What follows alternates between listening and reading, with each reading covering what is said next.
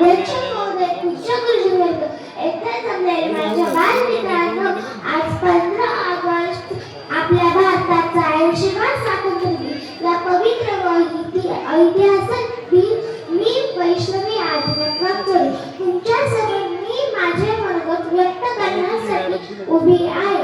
सर्वप्रथम तुम्हा सर्वांना स्वातंत्र्य दिनाच्या खूप खूप शुभेच्छा.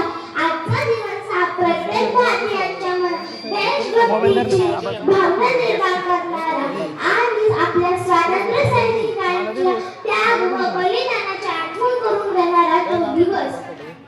जवळपास 200 वर्षापूर्वी आपल्या भारतात ब्रिटिश व्यापारी म्हणून आले.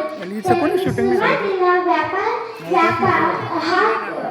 व्यापार सुरू केला आणि पण हळूहळू त्यांनी आपल्या देशावर राज्य करण्यास सुरुवात केली. आपल्या देशाचे स्वातंत्र्य, संपत्ती, मान, सन्मान तुटून त्यांनी आपल्यावरच गुलामी लादली. आपल्या देशावर आपल्याच लोकांवर अन्याय अत्याचार केले.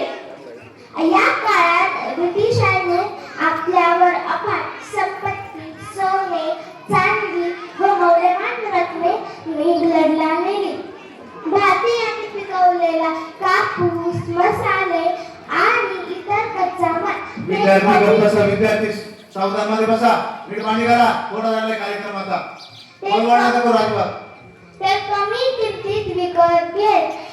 यामुळे आपली स्वदेशी उद्योग जसे की हातमाग, हस्तकला पूर्णपणे नष्ट झाली. आपली अर्थव्यवस्था